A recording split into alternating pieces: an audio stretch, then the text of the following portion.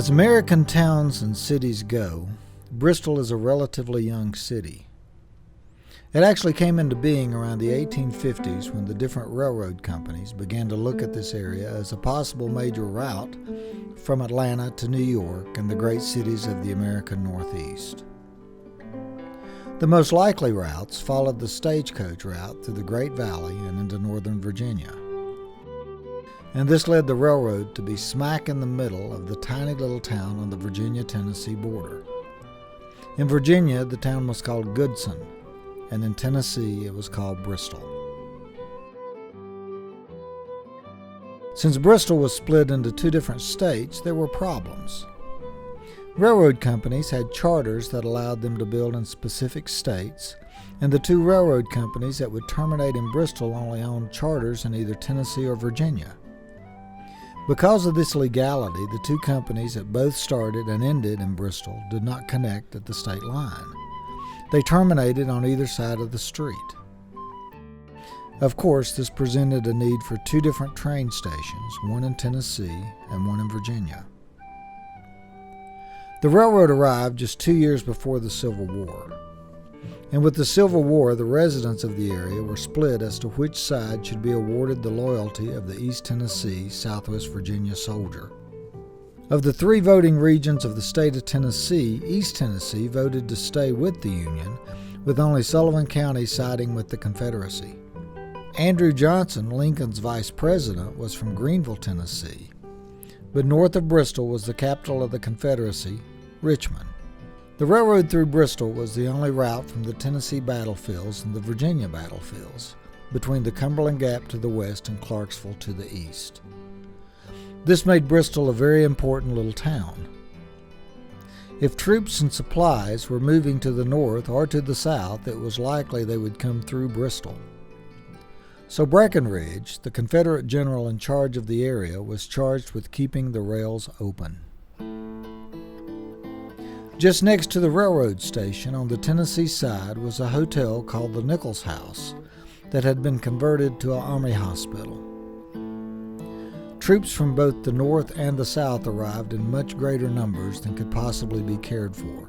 Battlefield medical practices were horrible, often causing more problems than they cured, resulting in many soldiers dying at the hospital or on the trains on the way to Bristol.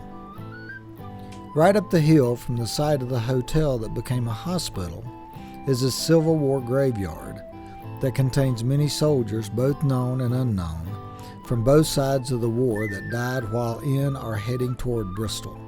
As the Twin Cities became more important, the local bridges became targets to attempt to restrict the movements of the war trains. But the two depots in Bristol were spared until April of 1865.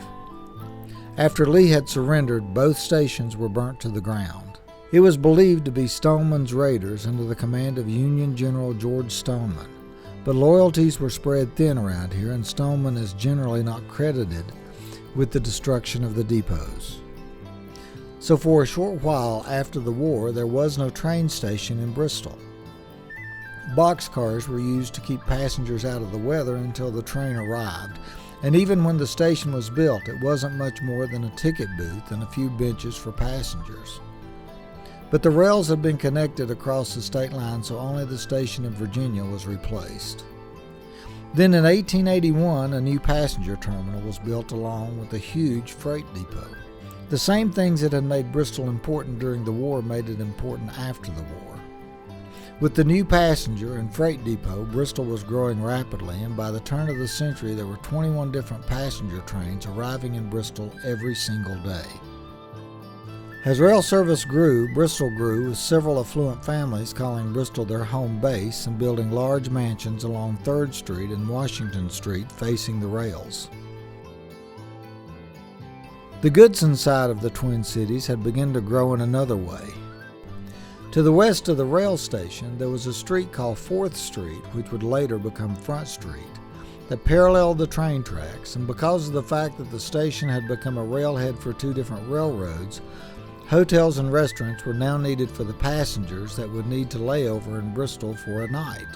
So by 1888, the Virginia House had opened up on Front Street facing the rail station along with a few other businesses. When Looking Back returns, we will take a look at the growth of Bristol's early entertainment district. So how's work? I got a raise. I installed a highly advanced phone system. Wow, that's great. Let's celebrate. Wait, he just switched to OptiPro. Yeah, I added new lines, connected all of our offices, just like the big companies. But anyone can do it. I've got cake. Could you help us set up our answering machine? With OptiPro Phone for Business, it's easy to get scalable, reliable, and affordable voice service and make a big impression. Cake. It's your call. Opt in. BVU Channel 12, all local, all the time.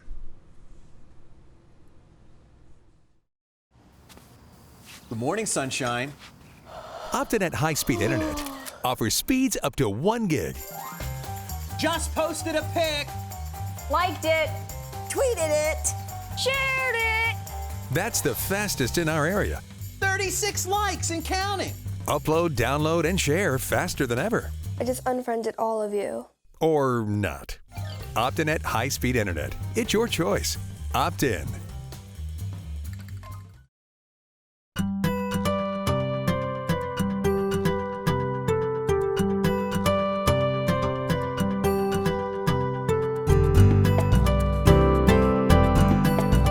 You're watching Looking Back on BVU Channel 12. By 1892, Goodson had become Bristol, Virginia, and the side of Front Street that faced the rails was now completely built out, and across the state line 4th Street was looking more like a business community. State Street was called Main Street and was rapidly building toward the west. Bristol had trolley service and lots of horse and buggies. With that kind of growth, the passenger depot was soon outgrown and had to be replaced in 1903 by our current structure. And that structure would become the center of Bristol for the next half-century. And to the west of the station, Bristol would transform itself into a welcoming center for the weary traveler. There was the Hotel Virginia, the Arlington, the Burson House, the Colonial, Hotel Hamilton, and on the corner of Sycamore and Front Street was the Hotel St. Lawrence. And for every single person staying in all those rooms, they would need a good supper, possibly a few adult beverages, and then a breakfast in the morning. It was a booming business for Bristol. It brought people from America's major metropolitan areas and gave them a night in Bristol. Bristol's success relied on the amount of passengers that would be traveling along the eastern seaboard. And with the arrival of the automobile and the building of better and better roads, that success came into question. But with the outbreak of World War I, business boomed like never before. Young men with money to spend, filling up the hotels, bars, and bordellos. When the war ended, rail traffic died down to a degree, but in 1927 the old Hotel St. Lawrence was replaced with the 8-story Hotel General Shelby. It was touted as the only fireproof hotel in Bristol with an air-conditioned coffee shop, a ballroom, and was located just across the street from the train station. That same year, an almost identical building was built just a block away as an office space, known as the Reynolds Arcade Building. Hotel Bristol had already been built, so even though there was a decline in rail traffic, the 20s and 30s were very good to Bristol. And then when World War II broke out, the train depot once again roared to life, being not only the historical center of the region, but a layover for military personnel on their way to and from the battlefields. But in 1945, the war ended. And not only had automobile usage exploded, air travel was making real inroads into the railroad's business. And with a single rail going through Bristol, scheduling freight service in with the passenger service was a nightmare for the rail companies. Trains were seldom on time, and with the introduction of the interstate highway system and the cost of air travel going down, the writing was on the wall for passenger service through Bristol. And finally, at about 12:30 a.m. on May 1st, 1971, the last scheduled passenger train came into Bristol. The decline had been happening for years, and the once iconic buildings to the west of the passenger depot had been victims of urban renewal, fires, and demolition since the beginnings of the 1960s, and every single building between Front Street and Piedmont and Cumberland Street and Beaver Creek would soon be gone. But thankfully, several of the buildings did survive. This was the Benson Hotel.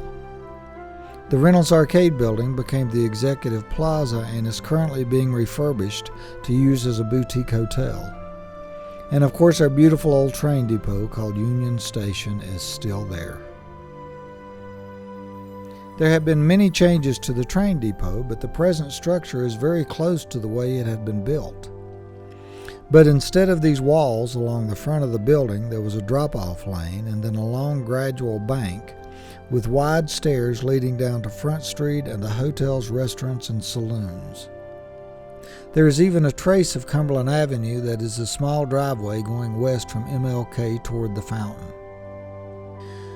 The area of town that we all know as the Police and Government Center, Cumberland Square Park, Leisure Park Towers, WCYB-TV, a bank building, and a very large parking lot was once a bustling hotel and entertainment district.